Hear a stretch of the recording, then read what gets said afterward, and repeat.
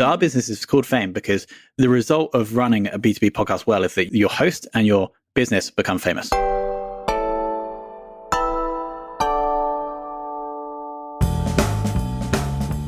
Hello, team, and welcome to this episode of the Confessions of a B2B Marketer podcast. And we're going to be jumping in with another guest interview I did focusing on, you guessed it, B2B businesses and how they can leverage a podcast to help grow. But then also because this show was specifically focused around social media, we dig into how the podcast can drive a B2B business's full social campaign or various campaigns on different platforms. Now, before we jump into that, I have a very special announcement to make. This show has a brand new sponsor. They are called HockeyStack. So go to hockeystack.com right now, check them out. How I met these guys essentially was that Amir came on the show about 5 episodes back, and we did a great kind of deep dive into how he's the founder, is also responsible for, I believe, the growth of the business. And so we did a deep dive into the cool stuff they're doing to grow. So I'd recommend going and checking out that episode first. But then after that, we got chatting, and really from that episode as well, I saw that Amir was like a pure grinder, like just doing everything, like jumping on the latest things you can do in B2B and then implementing them to the extreme. I also interestingly learned that Amir and his co-founder used to read the SaaS marketer case studies, specifically the Veed one, back in the day. And so that is also a good sign that these guys know how to grind. Now, in terms of what HockeyStack actually does, I haven't actually been in the product yet. I'm going to get into it, and we're going to learn more about what the product does and how it can help you, a B2B marketer, attribute more effectively. And we're going to do that over the journey of this sponsorship. So every other episode, I'll be jumping on and sharing a little bit more about either what Amir is doing to grow HockeyStack or either what HockeyStack can do to help you attribute and therefore grow your B2B business. So let's jump into this episode now. But of course, a massive thank you to HockeyStack. Welcome to the podcast, Tom. Hi, Clay. Thank you so much for having me. Absolute pleasure. There's something always satisfying about interviewing podcast experts on our podcast. It's very meta. Yeah. And also, typically, they have good sound. Or you would hope. Always good sound. They always outdo me when it comes to sound. So something for me to pick up my game there, but sounding very crisp today. Thank you. Well, before we jump into things, why don't you start by telling us a little bit more about Fame and all the work you do over there? Yeah, so Fame started because I was head of marketing at a B2B software company. I really owe this company because I started a podcast because I was like, there are these people that I think we should learn from, to sell to, etc. Long story short, podcasts went really well. I saw the power of a B2B show. And so after a year or so left, and then asked them if they'd like to be our first client. And then they became the first client. I then hosted that show for a further 200 episodes. I got kicked off being a host a couple of months ago, but it's all good. They're still a client. And then all Fame is we've taken that process that we built and then have iterated on that over time to essentially help B2B companies start and grow podcasts. Mm-hmm. Well, I love that you kind of left this one job but had a good enough relationship that you brought them on to your new agency. That's awesome. Yeah, credit to Ebster.com for allowing me to do that. Yeah. Well, Tom, we're here to talk about using podcasts to create engaging social content. But before we do, I want to know, why should B2Bs be investing in podcasts in the first place? Great question. Really good question. I think there's probably 2 good reasons. Reason number 1. Talk us through it. Reason number 1 is that a really good way to network in an industry is to do stuff with people. Have you ever noticed, if you go traveling with someone, just one person, you get really bonded to them. Have you been traveling before, Chloe? Yes, I have. Cool. Okay. And you probably went with a person or multiple people, and after you're really bonded with them. Mm-hmm. Or just sick of them, but yes. Or sick of them, exactly. But traveling is a little bit more extreme. But so going back to the point, it's really good to if you're trying to grow your company in an area, it's really good to network within the area, right? And the best way to build relationships with people is to do things with them, do slightly scary things together. And so a really good way of doing that is by creating content together, specifically audio/video content, because it's a little bit more scary than like co-creating a blog post on Google Docs where you're not even speaking to each other. And so let's say you're entering this new industry and you start a show and then you do 100 episodes, each with influencers or potential customers in your niche. Then after the 100 episodes, let's say it's a weekly show and it's 2 years, you've done 100 episodes, then you're going to have 100 strong relationships with players in that niche. And that probably means that through the audiences of those people, you're going to be able to like get through to most people in the niche, depending on the size of the niche, obviously. So that's number one, is like going through like this emotional journey of creating content together forms really good relationships. Not that you're trying to just sell to the people you bring on the show, but you're going to build relationships with them. They're going to like you. So in the future, they're going to refer you business, or they may even become a customer. That's step number one. Step number two, or like point number two here, is actually why we call our business Fame. So our business is called Fame because the result of running a B2B podcast well is that your host and your business become famous. There's a two-step formula for getting famous. If you think about Taylor Swift, my favorite example, all she's done in country music first and then in pop music second is two things. First, she just creates like a lot of really, really good content in a specific niche, e.g. country music. That's step one. Step two is that she's just seen around other famous people in their niche. So she'll go on to like other country music songs. She'll like do albums collaborating with famous country music people. She did that in both country music and pop music. So that's the formula. Step one, create a lot of really good content. Step two, seen around other famous people in the niche. And so going back to the B2B podcasting example, you start a show. Let's say we're going to start a show about email marketing. We do 100 episodes. Every email marketing expert in the world has been on the show. So we get exposure to their audiences. We're getting slightly better at creating that content. So after 100 episodes, we produce the best email marketing podcast in the world. And we've been seen around the other 100 famous people in email marketing. After that, your host of the show and your business should be famous in the world of email marketing. So that's why I think people should do B2B podcasts. Totally. I mean, it sounds like a winning formula. If Taylor Swift can do it, so can we. Exactly. Moving into the content side of things now, though, from what I understand, there are three main benefits to repurposing your podcast. The first is to reach a wider audience. The second, to drive traffic to your website. And then the third is to position yourself as a bit of an expert. So how will this content differ depending on each objective? Good question. So drive traffic to website, position as expert. And what was the other one? The third one is to reach a wider audience. To reach a wider audience. Yeah, I think reaching a wider audience and driving traffic to your website are like two alternate poles. They're like, if you're trying to do one, you're not going to be able to do the other. And there's a big trend. So we'll start on these two and then we'll move to the other one.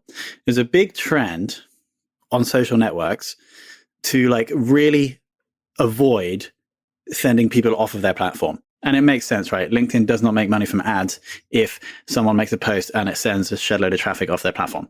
And so I would actually, or here's the big trend that I'm starting to jump on the bandwagon now, is to actually stop putting content on our own domain at all and only just pumping it into the places where your ideal listeners are, mainly social like platforms like Reddit, Quora, etc.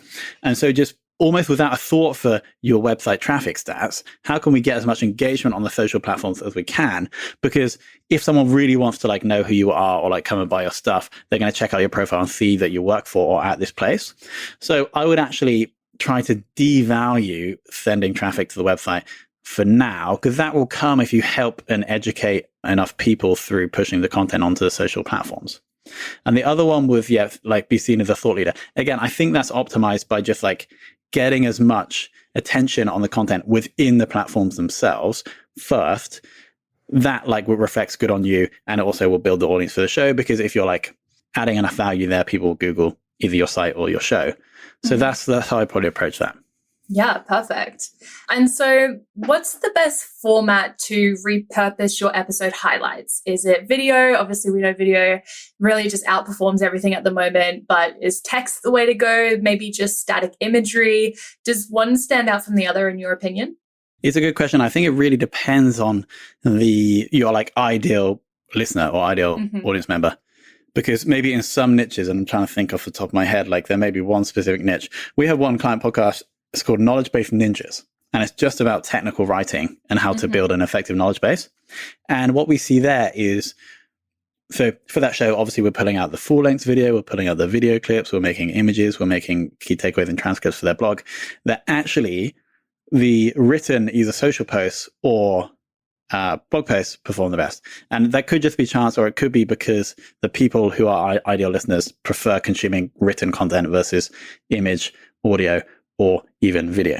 Mm-hmm. So I think it really depends on who your ideal customers are. But the way you find that out is either by asking them. If you have listeners, I always recommend to try and get a listener on a 10-minute call, just ask them what they like or dislike about the show, or just send a survey. The other way to do that is by just creating them all and then seeing what performs the best. Definitely. And what sort of, you've mentioned a few there. We can do blog posts, key takeaways, little video snapshots. Are there any kind of out of the box content ideas, and perhaps we'll get into this a bit later, that really kind of help your podcast shine? Yeah, I think so. You pretty much listed them all. There's the carousel on LinkedIn. There isn't anything. We haven't done it yet, but I'm sure you could, if you really spend a lot of time, do TikTok style videos and just smash it. I know a couple of shows that have done that, but we haven't done it. My First Million is a podcast that have done that really well. The All In podcast is a podcast that have done that really well. So I think there's essentially is pulling out image, writing, video, or audio from the show. And so in all those different mini formats, that's what you can do. But we maybe talk about this later, but I'm actually quite excited about something else. Okay. Should we talk about that now? Tell us. Okay. So if your show has a consistent structure, if every episode has a consistent structure, let's say you have these 5 questions that you ask every guest, or let's say for every episode you focus on one specific thing and then ask the same questions. An example of this is a podcast called Metrics and Chill. All they do is they focus on a specific metric and then they just ask the same 5 questions about the metric, how are you doing with the metric, how do you improve it, why is the metric important, for example.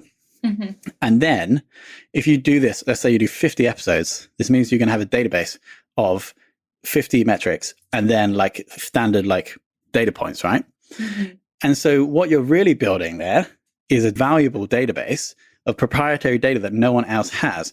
So if you Google Nathan Latka or go to getlatka.com, which is all he's done with his show, 500 episodes, maybe more. He just asks SaaS founders about how they build the company, what their churn rates are, etc. And then he sells the data, right? If he's building his database through the podcast and he sells access to the database. Or Metrics and Chill. Or actually, the reason I'm talking about this now is because when you have that database, you can do really cool things with other content. So let's say we go back to the email marketing example. And all we're doing is we're getting people with email lists and we're asking them, how many times do you send messages to your list? What is your favorite subject line? What's your average open rate? Do that for 50 times over a year. At the end of the year, we can say we have the 2022 ultimate email marketing roundup ebook, right? Which is 50 pages of pure data that no one else has. Mm-hmm. So that's what I think is quite interesting and exciting. I love that idea. And actually, we do have our rapid recommendation segment coming up at the end of the show. So maybe there's an idea there. We can get all of our marketing experts' favorite recommendations and round them up. There we go. Thank you, Tom. Now, we're currently not sat in the same room. We are, at different ends of the country recording this episode. So we have a lovely podcasting platform that allows us to do a video call at the same time as recording our audio. But for podcast hosts who maybe share the same space as their co-hosts or their guests, or maybe they just, host alone, is it worth them setting up some sort of camera so that they can capture this extra content if they're not using a platform like we are? Yeah, we have seen that because there's 2 types of video snippets. There's audio form and live. Audio form is just with the image and a wave. Mm-hmm. We do typically see live snippets perform better, probably by 10 to 20%. So that's the reason to do it. Also, just putting the long form video on YouTube, you can do it with just an image and maybe some audio form waves, but we always see the actual faces do better. So I probably would recommend doing that for that slight uplift on YouTube views and in social engagement. But then it depends. I probably wouldn't, depend on your budget as well. If it's just you talking to the camera, then maybe I would just get $100 webcam. Sure. If you have a studio and you're going to be doing this for a couple of years and you have big budgets, then maybe you spend a bit more. Mm-hmm. Absolutely. And then once we've we've made this podcast, we've recorded our episode, and now we're looking to create this endless stream of content. Is there an expiration date on that? So if we post this clip from today that we've recorded in 6 months' time, is it going to be less impactful, or is it kind of this evergreen content that helps sort of drive traffic back to your podcast, kind of the return on investment almost?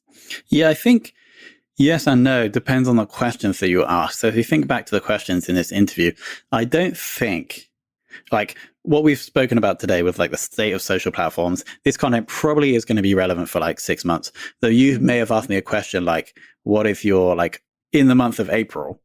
What are you working on now that's effective? And maybe that question wouldn't be so effective. And so the strategy I would take is either just with all of the questions that you ask on the show, try not to make them time sensitive or like at least within a month. Mm-hmm. And then you just don't have to think about it. If you are going to add more like time sensitive questions, then you just would not repurpose that stuff, or you just wouldn't post that in 6 months' time. But I think it's probably easier just to like make no time sensitive questions at all. Yeah, no, that's a good shout, because I think, sometimes we want to be topical when we're putting out podcasts and, get more listeners in at the time. But thinking ahead, maybe it's best to kind of stray away from that stuff so that you can sort of come back and repurpose it as and when you see fit. Yeah. Awesome. So speaking kind of the social platforms, is there a particular social media platform where podcast content tends to thrive? So for B2B, which is where I focus on, I would say LinkedIn right now is like the place to be. And it has been since like 2019. That could change. I know like a lot of B2B brands are moving to TikTok. I don't have much experience there, but I think that it could be big in the future. But right now I would like just focus all efforts on LinkedIn. And going back to what I said, I think it's super important to like try to avoid even like sending people back to a website. Mm-hmm. So I would just, if whether it's video or written or image, I would just try and pack all the value into the post. And then if you want to, just in the comments, say, check out the full episode here. That is like what will actually work. Right now, if you just write a post with like a couple of lines and saying, go and listen to the show, it's very unlikely that that is going to work. Mm-hmm. Yeah, totally. That's a really good point, actually. And then, so with these posts, who should we be targeting? Should we be trying to reach people who are already listening to your podcast, or are we trying to encourage new listeners to tune in? Yeah, so I would like with the post, what I'm trying to do is I'm really trying to just speak about something like controversial, valuable, exciting in the post that's going out to like potential listeners and existing listeners, but get them interested in that thing in the post and get them to think, oh yeah, that's interesting. Check the comments, listen to the show, and not even like almost not mentioning the show in like in the post itself, right? It's just like, can we make this person stop scrolling? Can we make them think for a little bit? And can we like improve their lives in some little way? If we do that, they're going to come and find the show. Mm-hmm. Yeah, no, that's great. And you've kind of touched on a few really great podcasts that you listen to and that are sort of setting an example of what you should be doing. But I want to know, what are some of the best cases where your clients have been able to create unlimited engaging content for their socials? Yeah, so going back to the example of the ebook, we've done that with a couple of clients with the technical writing one, actually. I think we're doing like a quarterly ebook just summarizing the insights, because most of the questions were the same. So each chapter was a question, and then we just put in the insights. Obviously, like there's like 11 guests or something in there. So then we can post that, tag all the guests, and then that like you're guaranteed a bit of distribution there because you'll get some likes, maybe even a share from the guest. So that has worked pretty well. I'm trying to think our best like content, like distribution example is, I think there's one client where we create like 13 videos for every episode. Mm-hmm. And these videos are put on Instagram, TikTok, though they're posting on TikTok. I'm not doing it myself, so I don't know about it yet. So it's like Instagram, TikTok, Twitter, LinkedIn, YouTube, blog posts on their blog. And so that's probably the one like where we're getting the most value. And it's like a big operation, but it's a lot of work. But once you have the process nailed down and everybody in the process knows exactly what to do and when, it does happen seamlessly. So you as the marketing manager or you as the CEO of the company can kind of step back once the process is working. So I think that's probably the best example where so it's about 13 videos, blog post transcript, a few images, obviously the audio. So we're probably getting like 16 pieces of content from that episode. And so that's like the most we've got to so far. And then as you mentioned, like we're probably not posting them all within the week of the episode, that they'll just get filtered through the social distribution of that company over time. Mm-hmm. Yeah. And I guess, for the most part, you're working with B2B companies and they're working with an agency in turn. But for individuals or small businesses who kind of don't have the capacity to work with an agency and are running the whole, cog of a podcast by themselves, what are your kind of top tips for making this really manageable and really easy in terms of, doing these videos, creating the content? Is there kind of a nice process, or is it a bit touch and go, learn as you go? Yeah, so this is basically our business, right? But I'm happy to share secrets. So what you really want to happen is that when a new guest books onto the show, you want all of the tasks for the whole show, for the whole episode, to be like created, assigned to the right person with the right due date. Mm-hmm. And so you can set this up. We typically use Calendly for every client to book guests in, right? Calendly has a nice integrations with Zapier. Zapier is like a no-code tool.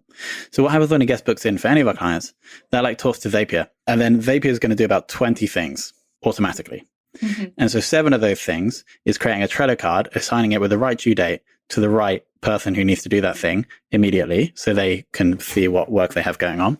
Zapier is probably also going to send a message in Slack telling the team for that podcast that we've booked a new guest. Zapier is going to create Google Drive folders and documents. So we have everything nicely and organized and the same for every episode.